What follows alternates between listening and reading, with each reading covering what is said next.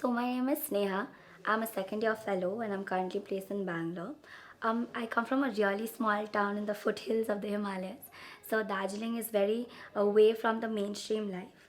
While I was there as well, I saw a couple of children from the tea gardens and I was aware of the education facilities available to them, and I was under the impression that I was getting a relatively better education facility, attending an ICSE school, in a convent set education, and I thought I was like fine. I was away from all the curses of the education system that we talk about.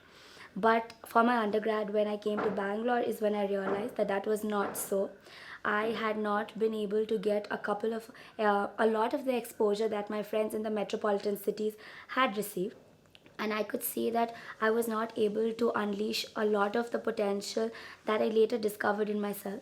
So, which got me thinking, if I, coming from that small town, from a slightly better footing, was in that situation, what kind of a situation were the rest of the children from? So that's one thing that got me thinking.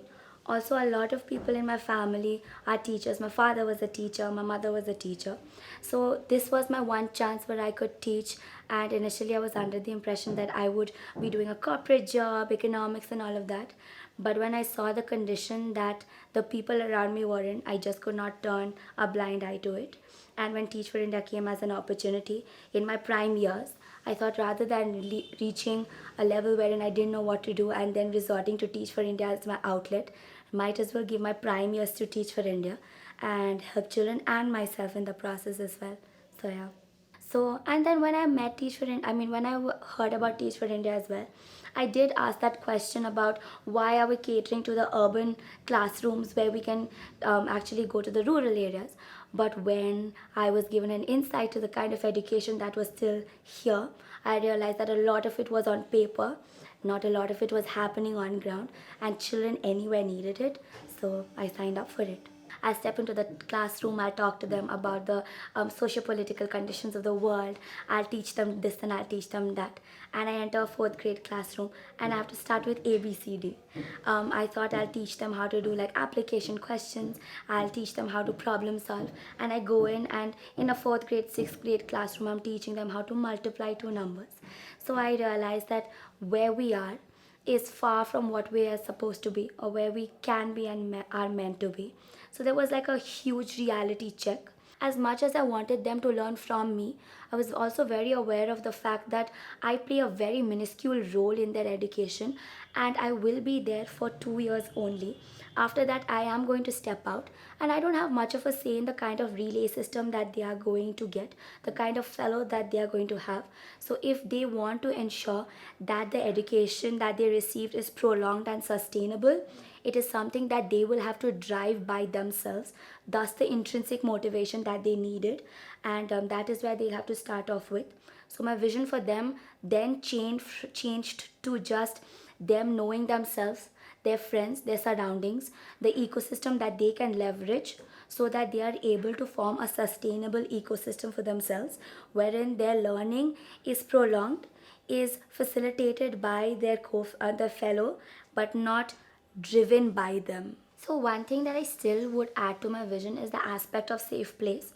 Given the current reality that they face, an idea of a safe place is very, very important for them. A couple of days back, there has been one instance wherein two children had not been behaving well. So, I called them up for a conversation, but also it was really hot, so I needed to switch on the fan, and I need to do that with a stick. So, because I can't reach, that's why I asked one of the kids to go down and get the stick, and instantly the children stood up and they're like, ma'am, you can't get the stick, it's an unsafe place. So for them to realize that even adults can make mistakes, that they have the power to hold even others accountable for their action, makes me believe that yeah, in the long run they'll be able to create that space for themselves, even if it is somebody that they look up to, even if it is somebody that they feel would never do them wrong. They're able to identify those traits and reinforce their beliefs in them. Even in terms of math, initially I thought that the skill was something that was lacking in them, but when I explained the question to them, they were able to access the question very easily and come to the right answer.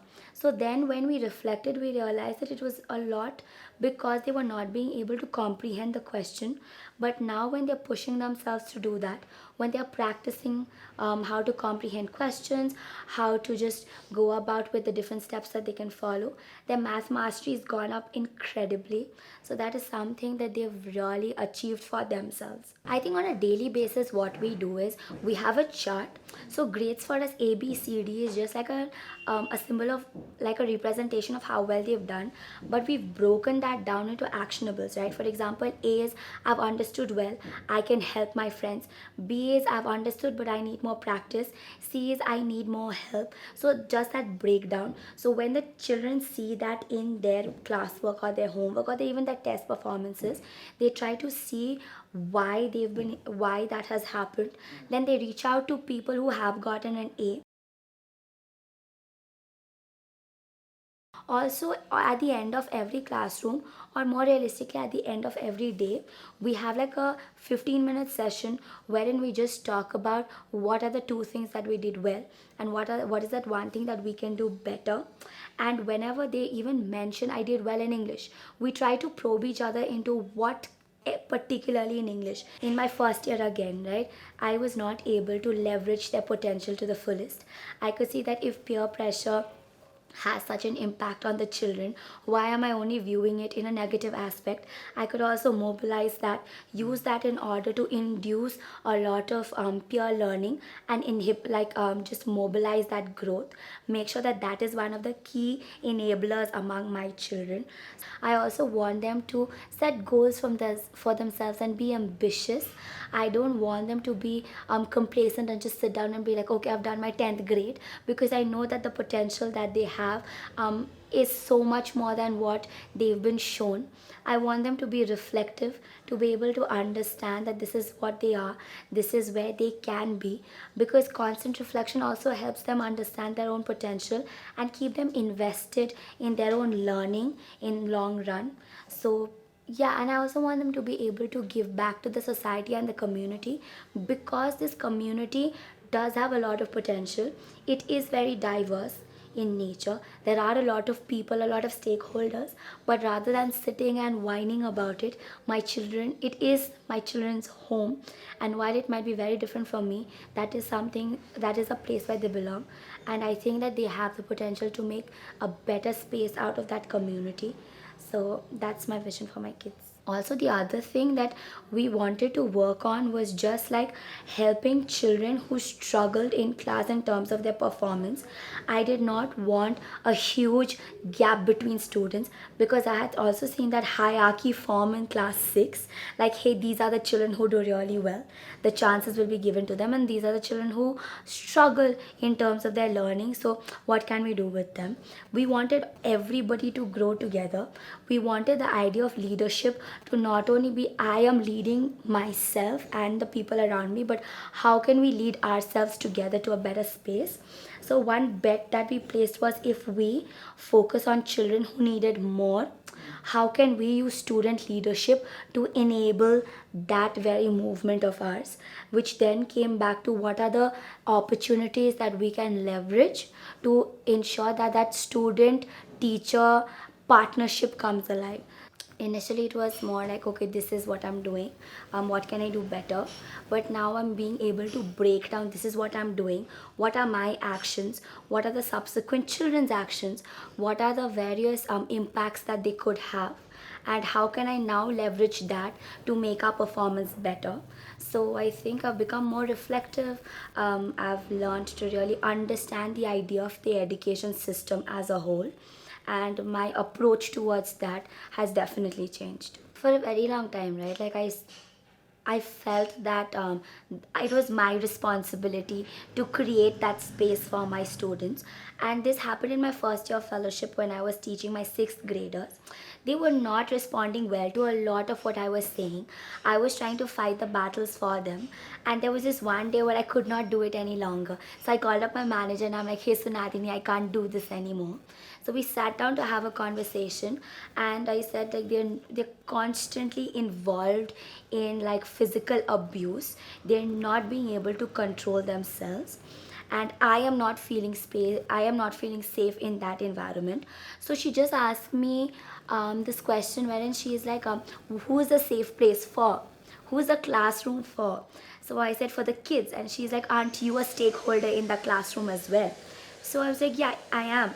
So then she said, if it is my responsibility to make the classroom a safe place for my children, and if that is the expectation that I hold, that they hold from me, that my teacher is going to set that space for me, isn't it my responsibility to also make it clear that it is their responsibility to make a safe place for me in that classroom as well?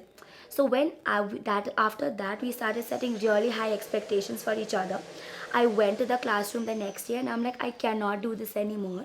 I am tired, and the way I'm making a safe place for you, I think the least you could do is do the same for me. And I did not expect them to understand that, but they did.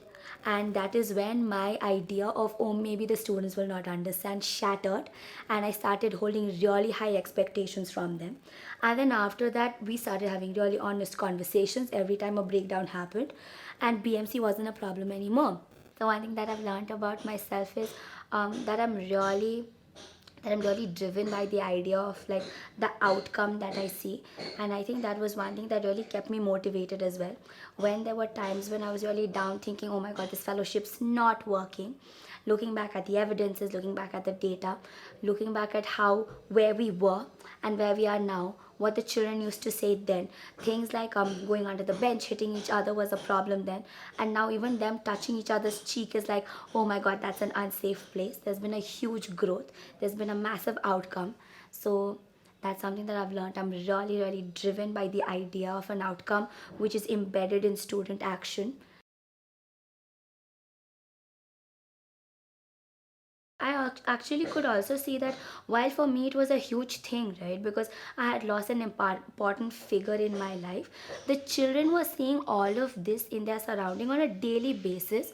For them, things like losing a person was just a part of it. There were bigger problems that they had to think about. They had to think about, okay, are we going to have dinner at night?